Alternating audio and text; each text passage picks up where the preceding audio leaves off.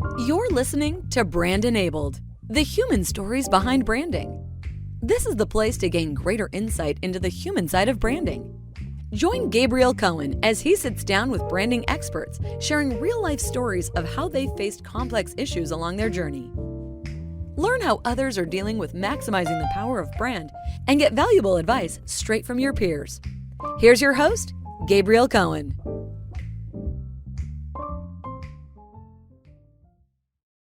Welcome to today's episode of Humanizing Brand Enablement. Today I'm joined by Engelina Jaspers, who has incredible and interesting background in the world of marketing and brand, having worked for some really interesting brands, including Kodak when it was in its heyday. We'll talk a bit about that. Worked through a major merger in the IT space in the early 2000s, the HP and Compaq merger. And then we're going to be dealing and digging into a big rebrand story with a major B2B global brand, probably that most people have never heard of. But I think the point here is that a lot of brand stories, a lot of rebrand happen with these major B2B brands that many of us never heard of. So Angelina, welcome to the show. It's great to have you on. Gabriel, it's wonderful to be here. Thank you for inviting me. Let's dig straight into your background, because the Kodak story is a fascinating one, and I think that's really where you cut your teeth. Yeah, absolutely. So right out of college, I cut my teeth, even before college, because I worked 3 summers and 2 Christmases at Kodak, believe it or not. In the typing pool, because I was a pretty fast typist at the time, and then was able to be hired after I got my 4-year degree. But anyway, cut my teeth at Kodak, which at that time was a Fortune 20 brand, was the 4th most admired brand in the world. They had 90% market share in film. They had 80% market share in cameras.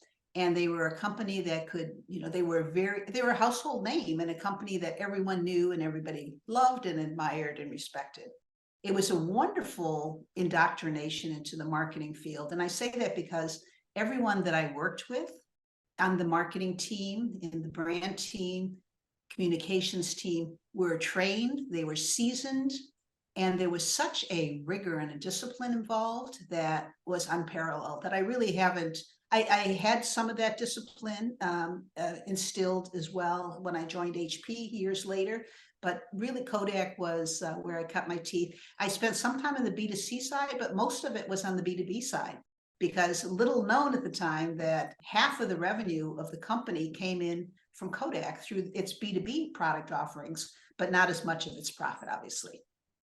What are some of those aspects? You talk about sort of the discipline and the training that you had at Kodak that have stayed with you your whole career, that you think have always been critically important, and that maybe today don't get as much attention to its detriment?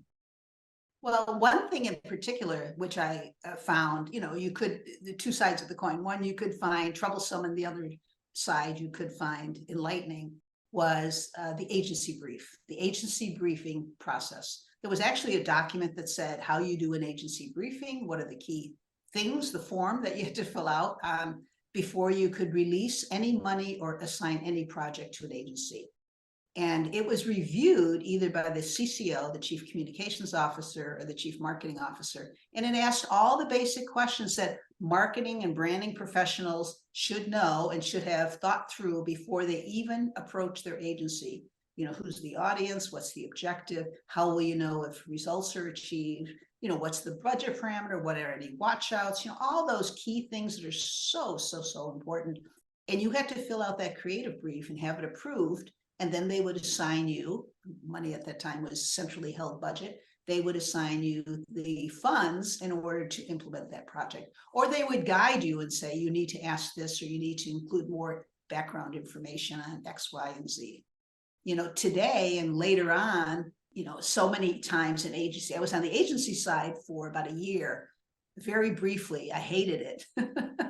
And because we would get phone calls after hours, someone would call, leave a voice message and say, hey, Angelina, I need, 4 boilerplates or 4 tech sheets, for XYZ project.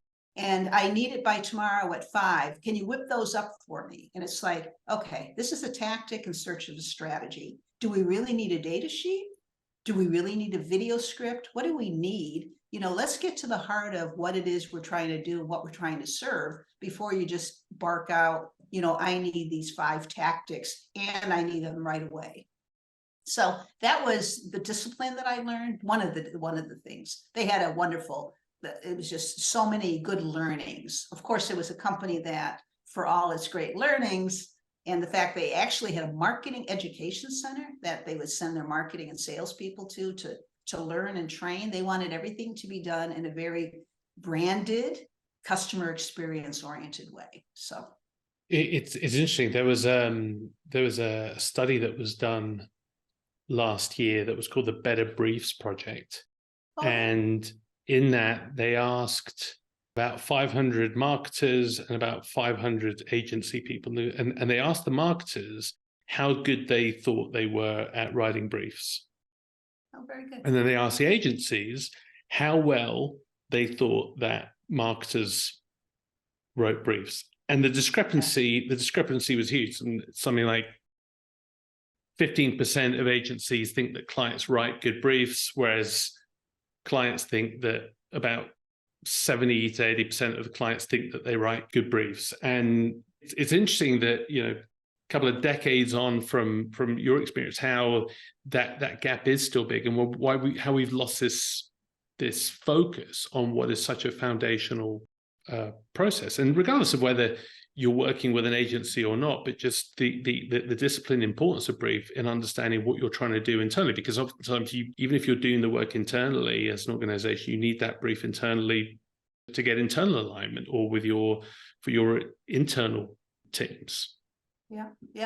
And it's not, it could be seen as a pain in the neck, but in reality, it's a good internal discipline. The planning, it's strategic, right? It's making marketing more strategic. It's focusing on the outcomes versus the outputs. So often, it's like all the tactics. And that's why marketing gets bad reputation many times, Gabriel, because it's, known for, that's where I go if I want a logo or a video or a data sheet, rather than, I have a problem. I want to grow my business. I want to grow customer retention, or, those are much more interesting challenges to work on as a marketing and branding professional. In your mind, what were always the most important components to have in a good brief? So the objective, obviously, the audience insight is key, even if it's external audience insight, but internal research is important. But the insight, the objective, very, very clear objective, without stifling what it is that the deliverable.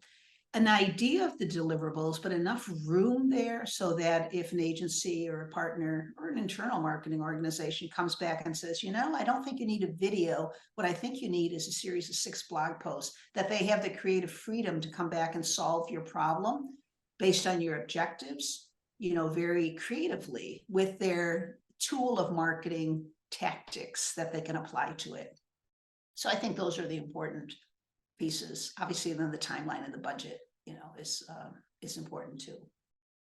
So after Kodak, you went through, like I said, one of the biggest mergers in IT history. A lot of people might be listening to this, might not remember or have ever heard of Compaq, but I remember at the time in the early mid 2000s, Compaq was, as big as, if you've heard of Dell today, you would have known who Compaq were at the time.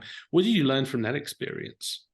So that was fascinating. I was after I left Kodak, I wanted to get away from Rochester, New York, and the weather on the East Coast, and sought my career ambitions on the West Coast, and HP was on the West Coast. And so I joined HP, and I was there for 14 years, and people say, wow, 14 years at HP. But in 14 years, there were 6 different CEOs and 6 different CMOs that I worked with. And so it was a different company every 2 years or every 18 months. And one of those, so when I joined, the CEO at the time at HP was Lou Platt. And I don't know if you remember Lou Platt, but he was one of the last of traditional HP engineering type founders. So HP has always been a company of inventors, of engineers, and the pocket protector type. And then a year and a half after I joined, they brought in Carly Fiorina. I don't know if you remember, and this is 2000 probably. And she was brought in to shake up the image of HP from being a company of scientists and inventors to being more customer focused, customer facing, more exciting. And she certainly had a very charismatic, exciting persona about her. One of the first things she did was, which was perceived as pretty controversial at the time, a lot of back and forth, was merge Compaq with HP. So as you said, it was a household name. Compaq was down in Houston, Texas, and HP, of course, was up in the Bay Area, Silicon Valley, California. And it was positioned as a merger of equals. Well, we know how that goes. And so they merged these two huge companies together. And they actually did an excellent job with training in change management at the time, which I thought was, I really appreciated. They said, for instance, one exercise that I remember, they said, if you were HP, what kind of shoe would you be wearing? And then these are workshops. And the other thing they say is, if you were Compaq, what kind of a shoe would you be wearing? And so it was really very interesting to bring the two cultures together. Very different cultures. The Compaq culture was very much, we have a problem, let's all get in the conference room and solve it. HP's culture was very much thoughtful, planning, methodical, let's write a brief about it and then let's discuss it after we have that and, come up with a better solution. So the culture clash was real. And I remember also at the time, I had a fairly large team in the Americas region. And they said that moving forward, because I inherited all these people, that we had to have 50% of the management team had to be Compaq employees and 50% of the employees had to be Compaq employees. So they had very strict guidelines because they really wanted to merge, because the obvious tendency would be, just have them underneath, rather than living up to the promise of a merger of equals. Anyway, and so what we discovered very early on, though, is there was what I call title inflation. No disrespect intended, but a VP of marketing at Compaq was really at a very different level than a VP of marketing at HP. It was more aligned to like a director of marketing at HP because our titles were not as aggressive or inflated or whatever you want to call it. It was just a culture thing again. And so as we slated people into these teams, 12, 18 months later, it became very apparent that some of the skill sets were quite the same. And there was some readjustments that needed to be made. But that integration or that merger had huge ripple effects and was a great learning experience. What were the few things that you learned most from that experience that you sort of carried forward with you into the future that sort of always stuck with you? Yeah. So what did I carry forward with me? To really make sure, well, one thing, because I talked about the title mismatch, to really make sure that you meet with each and every single person on the team rather than, when you're talking about thousands of people, it's hard to meet with everybody face to face, but to really do the hard work of meeting with people to understand, one, where they want to be, what their strengths are that you might not know. A job title doesn't tell you all someone's strengths, background, or experience set. It just tells you what their current role is, to really understand the total person. And because that's what you're hiring, right? Not only their past and experience, but the capabilities and their aspirations moving forward, and to really put the right people in the right roles. And that's the right thing for the organization. And to be very clear, I love the one thing, I love the change management. I think that's probably where I learned a lot about change management. And they took a lot to do the culture change. HP did at the time. They had a team in HR and marketing that put together these programs to really meld the culture. So I took that with me, that any initiative, whether it's a brand, a rebrand, a merger and acquisition, divestiture, a lot of what that hinges on is change and change management and getting people on board. So I think that's one of the strongest attributes that a marketing and a branding professional needs today, is the ability to persuade and get people aligned and marching in the same direction. So before we move on, I want to double click into that quickly, because we talk a lot about change management today. In fact, we hear a lot of client side brand leads and CMOs talk about how change management has become a really key skill. Any sort of stories or things that they did well as part of that change management process that you can sort of lift the hood under, if you can remember it? Yeah, well, again, it was the workshops that they made you go through, and then the guidelines from those workshops. I think that was the big thing. It was inclusive. It wasn't just a set of directives. They could have just said, this is the new world order, and this is what you need to do moving forward, and nobody would have bought into the vision. But they really spent a lot of time having you understand the vision, as well as understand the people and the culture. So I think that part, I think, to get people on board, you need to have them buy into your vision and the timeline involved, and the rationale behind why you're doing the change. So I think the getting people on board up close and personal, they touched everyone in a personal workshop. I think that's the key takeaway that I learned from that. So let's dig into the main part of today's episode, which is the Flextronics to Flex rebrand case studies. Set it up for us. Give us a background on Flextronics and your role at the time, and why was an organization in this category looking to go through a rebrand? Sure. So after I left HP, they had what they called an early retirement package, that if you had the right length of years of service and well, anyway, if you had the right combination of things, you could take this package, because they were during one of the downsizings. And so I took it, even though it was like early retirement. It is very early retirement. I wasn't ready to retire, but it was too lucrative of a package to pass up. So anyway, long story short, I was settling into a consultancy based and enjoying some free time. And then a year later, I get a call. Your famous past bosses are wonderful sources of future revenue, of future business for you. And it was one of the 6 CMOs that I had worked with at HP, not the last one, but one of the 6. And he said, "Hey, I just joined this company called Flextronics." I said, "Flextronics? What are you talking about? Who are they?" "Oh, they're in the Bay Area. You don't know them?" I said, "No." "Outsourced manufacturing company. We have this wonderful opportunity to rebrand this company and bring them into the new age." I said, "Wow, that sounds exciting." I always loved working. He was my favorite CMO. So I always loved working with Michael. So anyway, so he asked me to come in and rebrand the company. So I became a Flextronics employee. And they were an industrial manufacturing company, outsourced manufacturing company. To give you a little background on the company, they started in 1969. It was a family-owned business making circuit boards for Silicon Valley. And at that time, Silicon Valley was in need of circuit boards. And they grew since 69 to be this $26 billion company with 170,000 employees, over 100 countries, 100 facilities over 30 countries. They're a big powerhouse, but no one had heard of them. And they were in my backyard. I had never heard of Flextronics. 26 billion and 170,000 employees. Yeah, 170,000 employees, 26 billion. Yeah.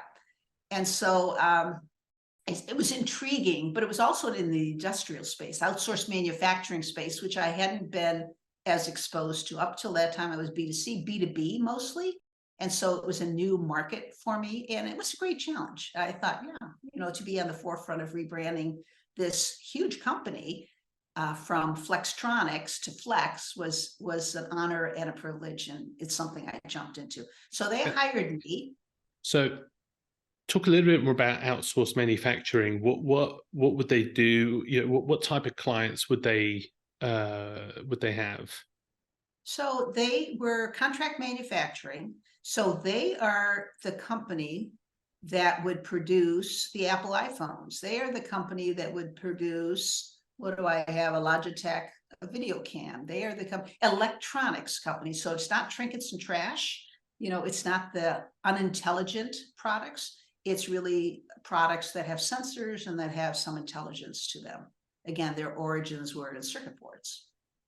So it was more electronics manufacturing, but not only electronics. It was scientific applications, aerospace applications, transportation, a number of applications, agriculture. So anything that needs intelligent manufacturing devices.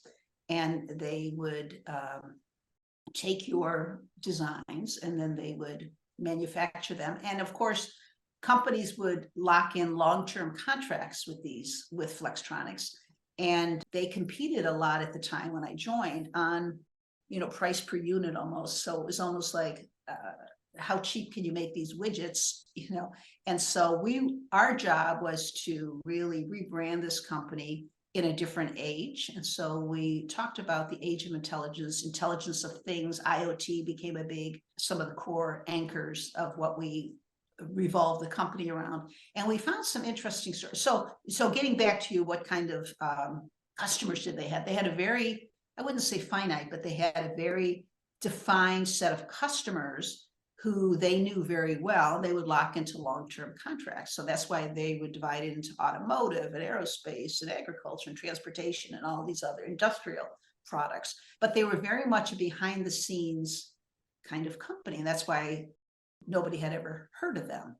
The story behind this is they were, approaching the 40-year anniversary. And the chairman of the board actually brought in the CMO. He said, we need to shake this company up and take it into a more modern age and have them become more well-known and increase revenue and growth and all that. So they brought in my boss, the CMO, and then he hired me. I was one of his first hires as the VP of corporate marketing and global citizenship, because they had a great sustainability story to tell as well. But just to play devil's advocate on this for a moment, if you've got a business where you've got customers locked into long-term contracts and where a lot of decision is based on what the price per unit is, what was marketing and brand walking into here? How could marketing or brand help? Because it feels like the role of brand and role of marketing is pretty low. Yeah, and there were not a lot of seasoned marketing or branding professionals on staff. So as is very true for a lot of manufacturing and industrial companies, they don't see the value of brand, but it takes somebody, at a board level or somebody from the outside or investor to highlight the fact that their share price, their profit, and their top line revenue could grow if they added brand components. So there has to be a brand evangelist or a brand believer somewhere that says, we could do more if we had a better story to tell. So that's basically what they brought Michael in, the first CMO the company had ever seen. And again, he started building out a team and we set to work. At that time, the CEO, Mike McNamara, wonderful guy, he said, everyone calls us Flex. They don't call us Flextronics. They call us Flex. So we pivoted on that and we rebranded the company from Flextronics to Flex. And we highlighted their applications, their stories, their customer stories, I think were the important thing. And we rebranded them Sketch to Scale, Sketch to Scale provider in the age of intelligence. And the Sketch to Scale, sure, the manufacturing, the producing of those millions and millions of widgets a day, very, very important. But it's what led up to that, which is the design capabilities, the prototyping, all those services that Flex also offered before it got to manufacturing. And then at the end, and that's the scale, Sketch to Scale, all those services that they offered after the manufacturing process, which is the sustainability, the end of life, all that stuff. And we packaged it as a set of solutions or offerings from Sketch to Scale, and then we highlighted, some really innovative startup companies in the Bay Area and some, in other areas of the East Coast, West Coast, other parts of the world that had interesting stories to tell of how they would work with Flex to take their product to market and scale it. And so it was really very, very great branding effort. That was, we're talking about 2015, so we're going back a dozen years or 10 years, a decade almost. So we announced a new company name and a corporate identity that was aligned with the company's direction. The company had set the direction. The CEO said, we are Flex, we are more than just, we're no longer just a Tronics company. We are Sketch to Scale solutions provider in the age of intelligence. It was more, those are the words we came up with. We came up with a new tagline. Yeah. And that meant moving away from just pennies on the widget, right? To be able to actually, that's where the opportunity to have more of a price premium, closer partnerships with customers, and be chosen for other things just based on competing on the cost. We wanted to appeal to. Now, don't forget the bread and butter and the way that the company was structured. This was one of the challenges. The way the company was structured out in the 100 facilities in 30 countries was they were rewarded for bringing in the manufacturing and, and not cutting costs, being the most efficient and economical in that manufacturing process. So there was some kind of, I want to call skepticism, like, okay, you're talking about sketch to scale, but, let's talk about the bread and butter of, what's really driving this business. But sometimes I think the lesson we learned here, Gabe, is that, sometimes to draw attention to your core business, you have to lead with those sizzling anecdotes on the fringes and those customer examples or those stories that are really intriguing, that help you bring them in, a new set of customers in, and then you can tell them about your full capabilities. Because some industrial companies, while they do very well, some of their products are, it's bread and butter stuff that's not that exciting. And so it's marketing's role. There's a saying, you've heard of it, there's no boring products, there's just boring marketing and marketers, right? So our role is to make the product less boring and to make it more relevant by enticing, bringing them in, telling them the story. And then, yes, driving revenue for the core bread and butter, but also our goal was to build up those other businesses as profitable P&L centers. So talk about that internal buy-in then. So you come in, shaking everything up, gone through the rebrand, you were leading with more sizzling anecdotes and making things more interesting. How was all of this perceived internally? Who were the supporters, and how did you start to feel a sense of momentum and to know that this was working? Yeah, so a great question. It gets us back to what we started with, the change management, the change leadership piece. So I think an important piece was interviewing everyone on the executive team and getting their perspectives and getting them on board. And then when we came back with the first draft of things, interviewing them, getting their perspective, getting them on board. So it's easier just to deal with the CEO and the board chairman, who was very supportive of this. But it was so important to have all the line of business people involved. I think the biggest, I don't want to call it resistance, but the biggest skepticism, again, is a good word, were probably the people in the trenches, the leads of the manufacturing sites out there in the field. And, anything that corporate does is always met with a grain of salt, right? So it's like, oh, here's corporate, and they had not done something like this before. And, word gets out like, oh, that's going to cost a pretty penny, and they're all counting, and it's how they're rewarded and, all that stuff. It all plays into this.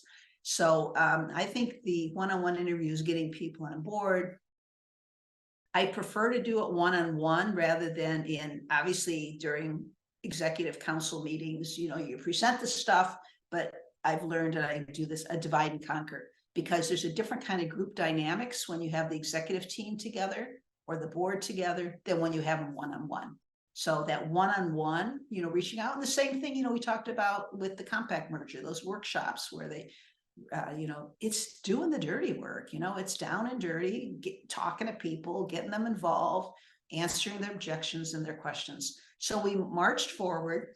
And, the first phase of all this was easy, right? It's the brand launch piece, right? And we talked about this a bit before, so we had a leadership summit where we brought in all the leaders from all the companies, the countries and the facilities to understand what we were doing. So the big thing in branding is, internal before external. So you always have to launch it internally before you launch it externally. And then we also had a public launch externally.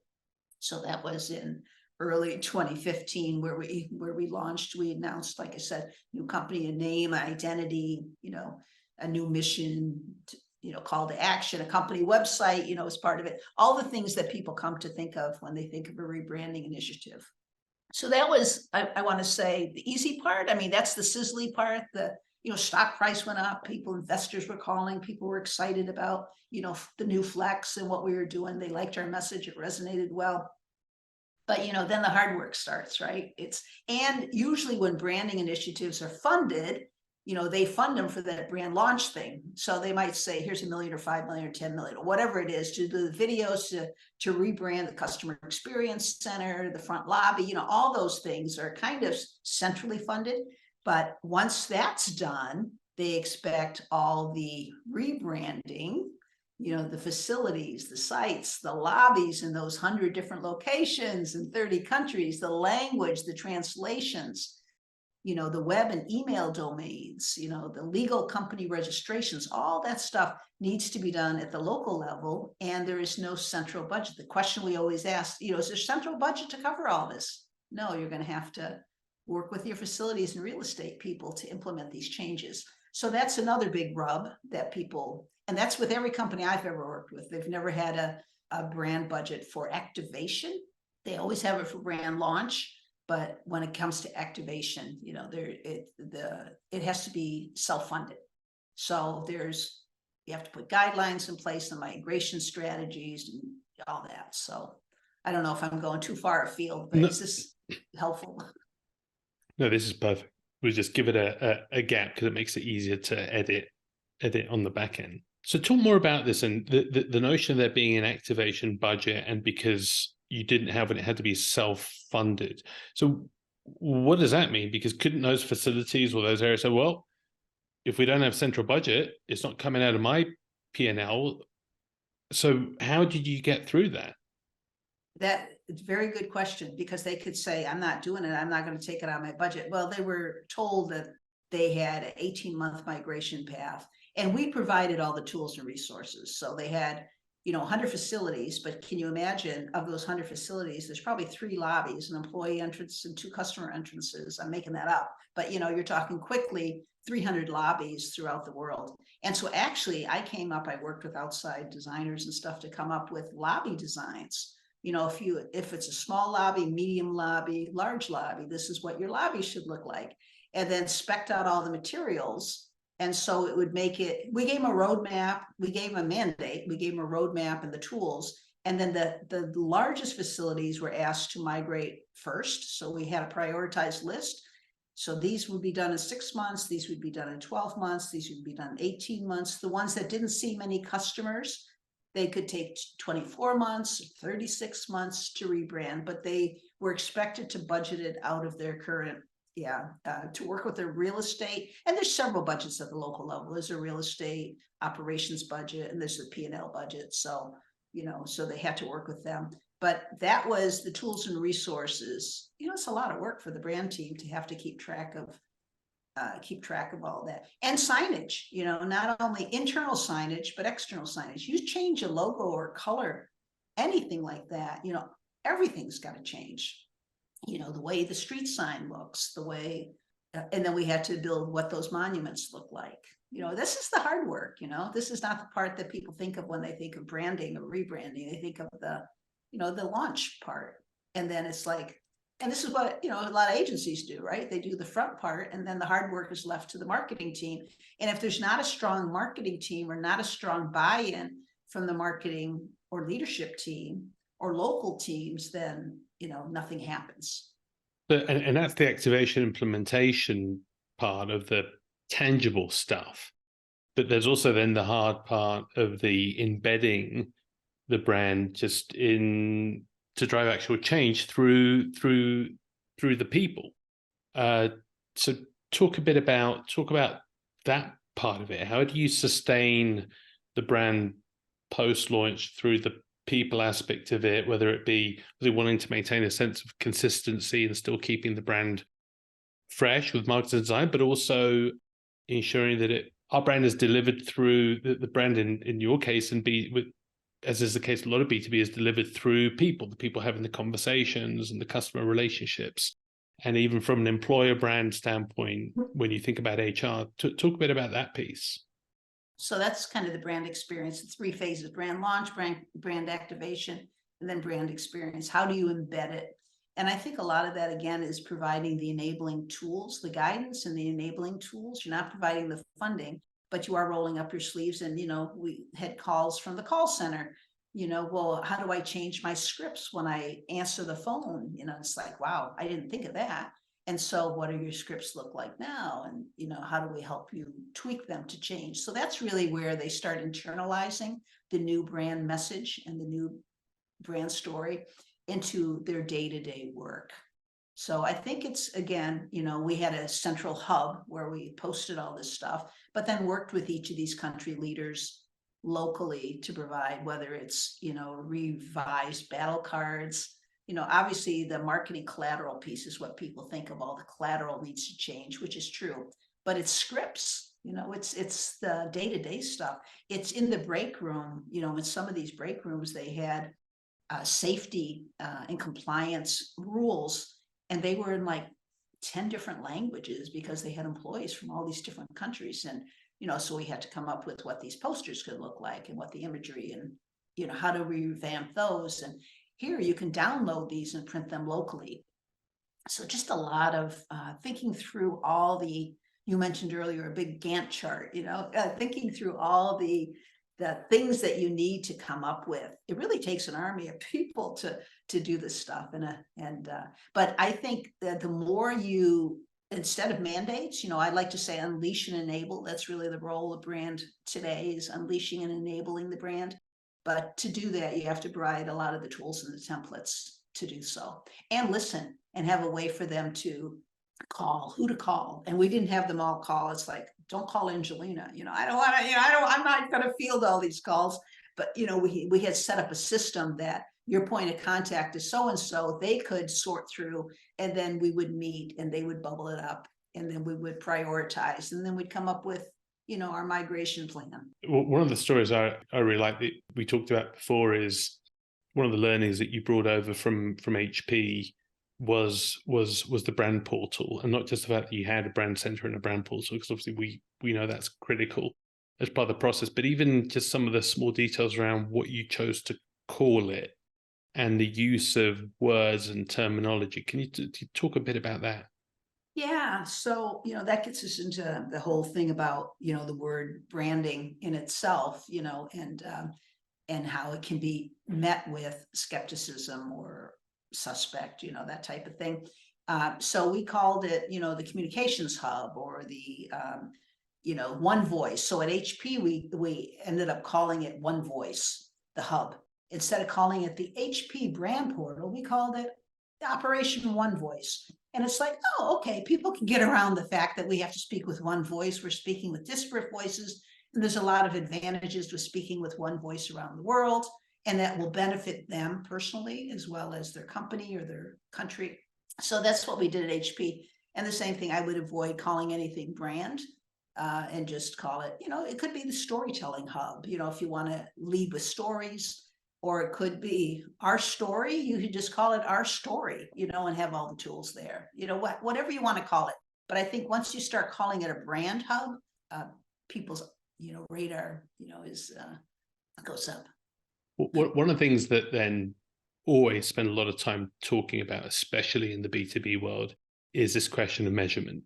All right, sometimes you have that conversation in order to even to make the case for the rebrand before, right? Because oftentimes you should be thinking about measurement in advance. So sometimes we can at least have a baseline to compare against. But talk a bit about this, how you started to think, how you think about successful measurement in a brand initiative, especially when you're going in and talking to a C-suite, because the measures that we typically have, if we just look narrowly in the world of brand, and you go talk about brand equity metrics, you go and talk to a CEO or a CFO and you say brand equity, and their eyes will immediately glaze over, and you'll likely lose credibility because it's not something of tangible value.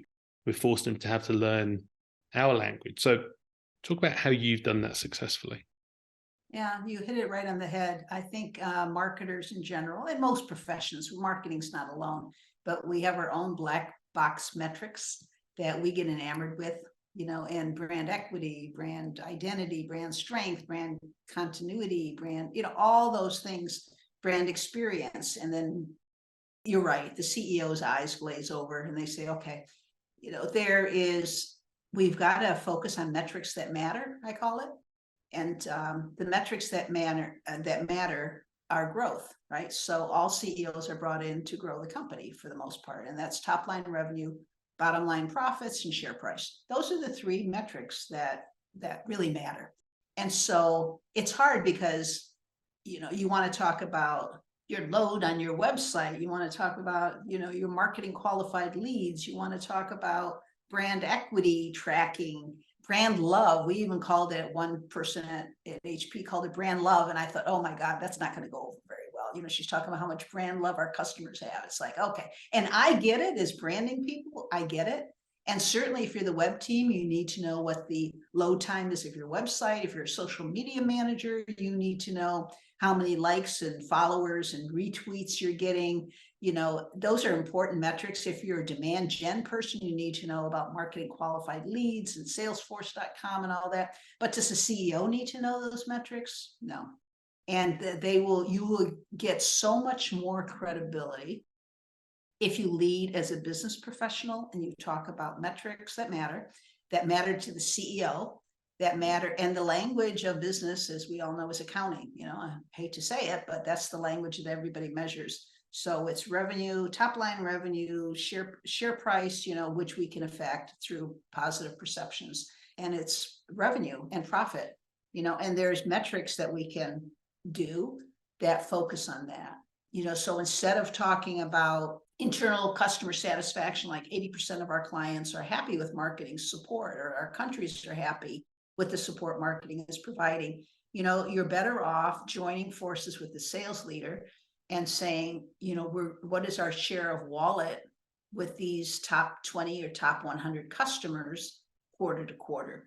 Now it's difficult because people like to talk, marketing likes to own metrics, and feel like they own them. And so we're really shifting from owned metrics to shared metrics, where we help, is share of wallet just the marketing or branding person's purview? No. But if we can work with them to say we are increasing share of wallet with these top 20 accounts, and we did so successfully through a successful ABM program, through the content, through our demand gen programs, through our website, whatever it could be, the videos, the customized videos we've done, you're going to get a lot more traction, a lot more respect from the management team, in my opinion. How have you been able to find some connection or this notion of a contribution when it comes to the share price? Well, share price is, I like share price because, and again, who really owns share price? The CEO feels good, the chairman feels good, the head of investor relations feels good, but so should the branding and marketing person feel good. It should be a joint high five, from everyone. And it's really based, what's share price based on? It's a perception of future success. It's about, how much, it's perception. And what's perception? Marketing, it's branding, it's communications. If we can tell a great story about our leaders and our vision of where we're going, that's marketing's role, right? And we can help shape that. So who better to shape that? Now, we can't say we were responsible for increasing the share price, $100 over 6 months, but we can certainly share that metric and then point to the fact that other people contributed to that as well. So I love the share price one because that's about confidence and it's about perception and it's about leadership, management, future direction, the results too. But I love that one. And then top line revenue, you can show that the share of wallet that I mentioned, but also how much revenue you're bringing in. If you can, it's again, a shared metric with you in sales. And then, we should be talking, if we talk about profit, how effective and efficient is our marketing spend? So we should be talking about, return on marketing investment, our people to program ratio. I mean, those are things that are tangible and measurable. And I find that language works much better with the CEO and the C-suite than talking about brand equity or brand love. A lot of time, even with some of those, you talk about people to program ratio, a lot of times we get asked for benchmarks, right? So that we have a comparison point. for most of us that aren't in the consumer world where you have Nielsen data and all these aggregate sorts of data, how do you sort of benchmark if you're in these, like I said, the industries that don't have as clear third-party benchmarks? Yeah. So if you don't, yeah, you're right. There's data out there that you can get for B2B and B2C and industry. You can do some little back of the envelope based on what you can find out about your competitors. If you know what they're investing in marketing or sales and how many employees they have roughly in those functions, you can kind of, like I said, back of the envelope calculations. If you don't, you can do a benchmark of where you are currently. And a lot of companies, are currently at 50-50, 50% people, 50% program dollars. And if you can show a steady, so say you don't know what the benchmark, it should improve, you should get more, out of your marketing spend than you are today. So if you can move from 50-50 to 40-60 to 30-70 to 80 to 20-80 over time, as long as you're showing improvement, I think a CEO would understand that as well, that you're getting more efficient with your marketing spend. Or you can do it based on revenue per marketing head. If you say, that's another way of doing it. But again, getting more, instead of counting things, like we did 32 trade shows, this year. And we did, instead of outputs, we have to talk about outcomes. And we have to be business leaders, first and foremost, that have a specialty in marketing and branding, but we're business leaders first and foremost. Yeah. I love the takeaway in this measurement piece, which is lean into it's better to take partial credit into a shared metric that has credibility than to own something that has you out on an island. Totally. You said it much more succinctly than I could. As you think sort of 7-8 years on now from that brand work, as you look back, and even though you're not at Flex anymore, I'm sure you still take a peek every so often. How do you sort of look back on it now with that longer timeline and judge the sort of impact? How do you know that work has endured? Yeah, no, it's a good question. So I do a peek at their website. I just looked at it a couple of days ago to see. And the gratifying piece is that they still use a lot of the videos, the imagery, we did some beautiful graphics, taxonomy, iconography. That's the front end, the visual part that still endures. So they have kept that. They have gone through a CEO change. And so I think that has changed their outlook. Some of their language is still the same. It's not exactly what it was. So they've done a website refresh, but I think the essence of being more than a Tronics company and being more inclusive and being out from behind the shadows, they're still keeping up with some of the thought leadership, which is excellent to see, because that was one of the recommendations, to have more, have something to say and say it succinctly and own a category. So I think that has all been very gratifying, but it's going to morph and change over time. But it's that storytelling, I think, that I think you're most proud of, right? And the sketch to scale story that really connects to the business impact and something that started to stick in that became part of the internal vernacular and then translated itself to customers as well. Yeah, I ran into a person the other day. It was so funny because in the past, anyway, I said that I used to work at Flextronics. We renamed Flex. Oh, I know all about them. They said, oh, they're a big player here. And it was like, wow, that's pretty amazing. In the 10 years ago, people would say, who's Flextronics? Who's Flex?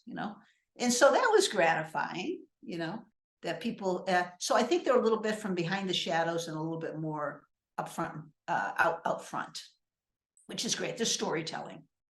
When you think about some of the aspects that drove that helped that rebrand be successful, if you were sat in front of a group of brand leaders who are working for B2B or these other corporate brands, and they were and they knew there was a rationale for a rebrand, what are some of the factors or criteria that set you up for success that you would suggest other people look at internally to almost as a predictive way to say, this increases our likelihood of success on the back end if we have some of these things, and vice versa, some things that are watch outs that you might need to mitigate for up front?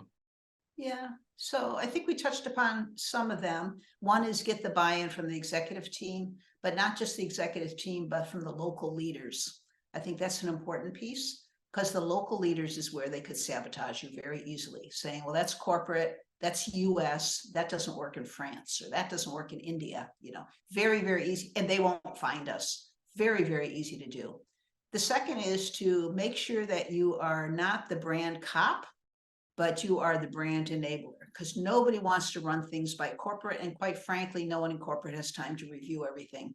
So what you need to do is the hard work of to do, provide all the tools and resources for them to do it themselves, do it yourself type DIY type environment, and have it in a place that is readily accessible and downloadable, and one place, because every place I've ever worked has had multiple brand portals or content portals. And the big thing is bring it all together into one place, because otherwise you have these pockets and, oh, I was using something from this portal. So shut all those down, make one portal everybody agrees to. And that's another reason why you don't call it a brand portal. You call it something different. So that's the big thing, have one source of the truth, one source of the information, and then really, and everything should be, this is a small little thing, but make sure that everything has a schema, so to speak, where you're dating it, so people know what version of things you're talking about. Because you'll never, version control, I guess is what I'm talking. You'll never find. They'll say, well, this is what I found. This is what's the matter with this document. I didn't know this was out of date. Well, this way you can, like I said, one version of the truth, one portal of the truth, one portal for the story, and everything has and then you have a list of everything and what everything else goes. So that's a big thing. And then really have some fun with it, make sure that people can see themselves, make it up close and personal, I think is the other thing, make it and celebrate local successes. There's nothing better that when you said, wow, we got this idea from our contact in Germany, and we thought it was brilliant the way they implemented it in their lobby redesign. Look at this, I'm sharing this with the rest of you. And have that on the portal too, so that you can share successes. Nothing, and if you want to find out more, go talk to Hans in Germany. He'll tell you more of how he did that. And people say, wow, that's a beautiful lobby redesign. Because we just gave them the tools and the resources and the suggestions, the schematics, but how they implement it could be very different. So make them the local heroes. Our job is really behind the scenes, behind the camera, not front and center. And how much did it help, you think, that you had quite a charismatic marketing leader as well? How much of a role did that play? Oh, absolutely. It certainly helps, Yeah, if you have someone who's out there and passionate and can paint a vision, I think that's beautiful. And a lot of times if the CEO can't, because, they're hired for different skill sets, right? They have a different technical competency. The CMO can step in and be that charismatic leader. So I think that's an important piece, someone that they can believe and buy into. So it's very unusual to have the CEO be that charismatic leader, but it could happen. Like Elon Musk, has proven to be that leader and doesn't need a marketing department, so to speak. So he says. How do we any advice for sort of mitigating against some of those potential downsides? You talk about the saboteur. I've always talked about it through the lens of there's always a silent assassin. And the problem about it being a silent assassin, you don't know, if they're silent, you don't know where they're going to come from. Yeah, well, hopefully you make them less silent. You find out who they are, and some intelligence will tell you, so-and-so isn't on board. Somebody will usually give you a heads up, and then try to make them a hero. I think that's the biggest thing. If you make them feel like it was their idea, it's amazing how much further it'll go. And there are natural leaders within a company that you need to tap into that have big influence on big swaths of employees. So it's a lot of word of mouth stuff, but yeah, the silent assassins are tough because you say, where did that person come from? So hopefully you've identified, and go visit the countries, right? Go visit these people and see for yourself and talk to the local people, have a little coffee talk, understand, are people on board? Are you feeling good about this? Or is there anything that's troubling or stopping you from implementing? And you'll learn a lot. What did you find that did? So by going in person and visiting people, what do you see as the outcome of that? Well, I think it disarms people. I brought a thumb drive, lots of thumb drives, because I said, here, because not everybody goes to the brand portal and downloads. It's like another step. How easy it is, obviously, but it's like, here, can we put this on your computer? Let's download all these templates now. And they go, oh, so I'm actually forcing the next step. So that's big, bring the tools and resources, show them, sit down with them, and then ask them, again, what's standing in the way? What else would you like us to work on? These are the things we've worked on. The call center scripts was one that we uncovered. How do we, I don't have a resource to do this. Okay, we'll assign someone to rewrite all these in the tone and language and the voice that you need. It's interesting, especially now in the sort of remote hybrid role, we forget about that importance of that one-to-one connection, of that relationship building that happens, and how much of an important part of the job that is. So important. I remember this was an HP day, again, example, I went to the leaders, I asked them to assign an empowered person that could work with me on this transition, another transition. So that we all met in person, we made some great decisions. I highlighted them, I summarized them, sent out meeting notes. And this one woman who I knew was, determined to make this not work, she said, well, I wasn't there. She said, I never agreed to that. And I said, but wait, you sent, Alice as your representative. It's, and no, but I wasn't there. And I said, no, you assigned, so I really made a point of it, because this was fully empowered people who can make decisions on the behalf of if you can't be there in person. So you'll get those people that play those games and say, well, I didn't agree to that. Always going to find that. And then, there's a saying, hug them harder, no matter how hard it is, it's like, okay, these are the troublemakers. You gotta, pinch myself and say, okay, hug them harder, make them the hero. How can I make them the hero in all this? And somehow it melts away. That's a great line. I hadn't heard that one before. Hug them harder.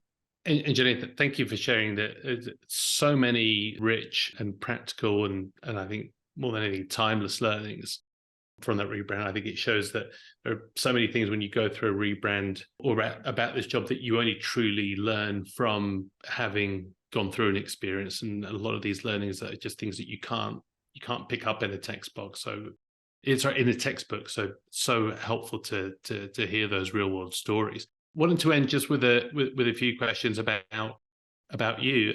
Maybe talk a little bit about what are you up to today? What gets you excited today? Have you translated all this experience into what you're doing? Yeah, I actually did. So after I left HP, I found that I worked on a lot of transformations. I was always called to do transformations, even though it was kind of strange, and it became my core competency a little bit. Like, oh, we need to transform the marketing, that process, whatever. We need to transform sustainability. Angelina can do it, and it was kind of interesting because I never thought of myself as transformation change. Anyway, long story short, after I left, I said, I'm going to write down, because you live all this stuff, Gabriel, like you said, you're living it day to day and you're learning, but until you kind of step back and make some sense of it all. So I actually put it all together in a book. So I wrote a book about 4 years ago called Marketing Flexology. And it's no reflection on Flextronics, but it's flexology, because it's really how to outsmart change and future-proof your career. So it was really about building a marketing organization that can pivot with change and with transition, with disruption. I had seen so many management changes and had so many different roles over a very long career.